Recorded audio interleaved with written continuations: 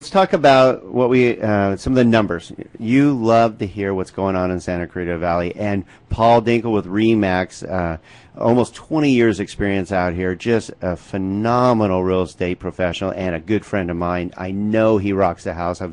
We've done over 100 transactions, I'm sure, together, and they've all been wonderful. Wow experience for our clients, and this guy knows his numbers. You again, go to our website, because you have to see that all the pages we have here. Go to donandgino.com, DONANDGINO.com. Click on the Listen Live button, and you will be able to watch and listen. And you'll see Paul Dinkel here. We're waving to you, and all these bookloads of paperwork. Let's just go into the numbers. Okay, a couple things. And Paul, I'd like you to participate in this since you were gracious enough to gather all this information.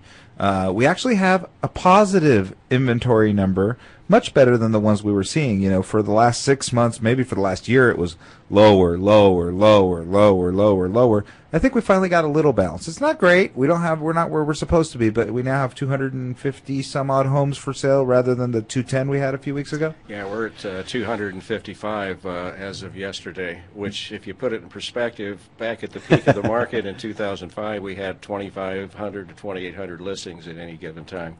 Wow. So we only have 10% of the listings that we had at the peak. But it's still positive. It's better than the 209 or 210 we had last month. And it was really bad for a while there. So there's probably, I would imagine, there's a reason that the inventory has gone up. I'm thinking because the values are going up, we're getting some sellers that are now able to sell that they couldn't before. Yeah, I think there's really three reasons. One is the fact that there's fewer distressed sales now. Distressed sales used to be about 50-60% of the market. Right now they're probably around 20%, maybe 30 at the most. Standard sales are a much higher number. We're up in the 70% with standard sales, and those are going to be higher value sales, which are going to pull the values up. Well, and every time that happens, someone that was maybe just a little upside down or didn't quite have enough to get that down payment they wanted, or maybe didn't have that profitability they were looking for, all those new sellers come to the market, and I think that what's interesting too is we're just about to go into a seasonal boom as well for listings, so hopefully we'll get a little more inventory through the season. Do you believe that? Yeah, I think listings will pick up as we go into the end of the season. Okay. Well, and Paul, you broke down some numbers. I mean, we were talking about standard sales, and we want to clarify what that means, because people go, what is a standard sale? Well, what's the difference? Because we, for a while there, we had, and you probably even thought that we only had foreclosures and short sales, and everybody was upside down. But you have on your numbers, and thank you again for putting these together, Paul, 83% of all single-family residents homes were sold by standard sale, meaning it's not a short sale, it's not a foreclosure, it's not a bank-owned property. It's basically somebody selling their home directly. And it means, in most cases, someone that still has equity in their home. They're not upside down. Yeah, that's a good sign for the economy once we have standard sales, because also standard sales, again, because they're not distressed, are being sold in better condition.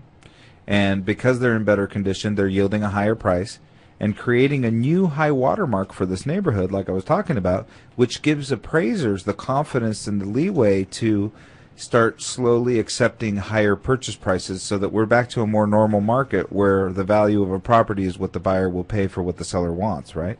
Exactly.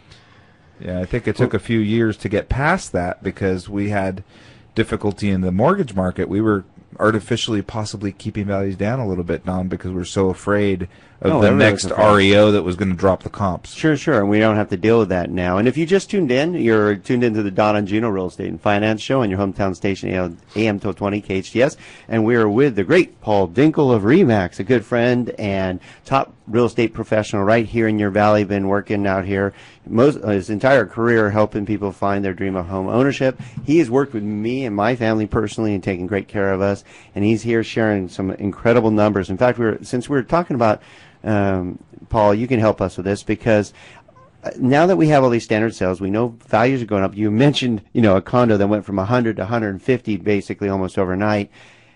I would love for you out there, if you were thinking about buying a bigger home or wanting to move for one reason or another but didn't think you had the value, I suggest they talk to you, Paul, and see where the current comps are and what they can possibly sell for. Yeah, I think people would be really surprised that their home values have gone up. And they may not be as in a bad of shape as they thought they were. Well, and since we know the values are going up, then they should take advantage soon, because then maybe they can sell their home and you can help them find a bigger home, or the location they want, or the school they want, or the garage they want, or the pool they want, before those prices go up. Well, and absolutely, anybody that's trading up, if they don't get what they want out of their current place, they're going to make it up and more on the repurchase of a more expensive home, because there's great deals out there. Well, that's I think one of the most important points we're making right here, is that because the less expensive homes are in higher demand, we're going to see higher appreciation on those homes first, which we've already seen, we've already discussed. So if you have a smaller home and you're looking to trade up, you can trade up at top value on your smaller home, and there's a little less competition as you go into the more expensive homes, and you could probably make up some differential there. Absolutely, and if you look at days on market, the lower end homes, the days on market are, Are there any? I think they're sold before they even go into the MLS in most cases, and you're going to have more time to find the house you want on the higher end. And okay, on that note, because we're going to go in the next couple of segments, I want to talk about the incredible information you have for investors. I mean, it's just overwhelming in these opportunities, and all your tools to help people with that. If they are trying, since these houses are not on the market for very long, you mentioned a lot of them don't even hit the market. You have to be connected, and I know you're connected with CMA, you're connected with RE/MAX, you're connected in so many ways to be able to find out and know about properties before they're even on the market. Am I right? That's one of the beauties of, belonging to network organizations. You have access to a lot of properties before they even go into the MLS, so you can get your buyer to those properties, and if they like it, get an offer in before it even hits the MLS. You're not then crawling over bodies trying to get an offer accepted. And he's not kidding, because there's multiple offers on homes. And I watch this. I'm part of the CMA group, which is a group of the very best professionals. Been around since 1994. And these are the best professionals. Paul Dinkel's part of that group. And I watch them network, and I watch how these professionals work together to find their clients homes before anybody else can. It's almost an unfair advantage, but it works. Well, it's not only that it's unfair. It's not an unfair advantage, John. What they want to do, and we discussed this, the reason that people network and work within people of the CMA network is because they know the other members of the CMA are professionals. They get their job done. They protect their clients, which will in turn protect their sellers. And so when those deals get done between people in these networks, it makes for everybody wins. Everybody gets what they were looking to do. Well, it's almost like doing the deal with yourself, because you know these people, you have relationships with them, and you trust them, and they're very professional. So, the job gets done. Unlike sometimes you get agents out of area, they don't know what they're doing, or they never get back to you. The lender, you don't know who they are. They never tell you what's going on, and sometimes you go through you could go through a 30-day escrow and find out at the last minute that there was no way this person could ever get a loan in the first place. So that's why it's very important to work with agents, and with lenders, And why it's important to work with someone like Paul Dinkel with RE/MAX, one of the top real estate professionals in this valley.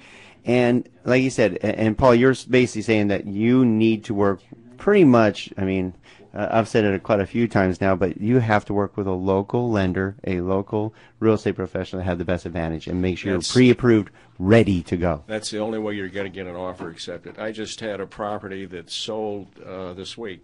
Had multiple offers. I had one offer from an agent I know that's using a lender I know, and the other offers, I had pre-approval letters that weren't even for the right amount. They weren't signed. You just don't know what you have. It's just a very risky proposition, one of those offers.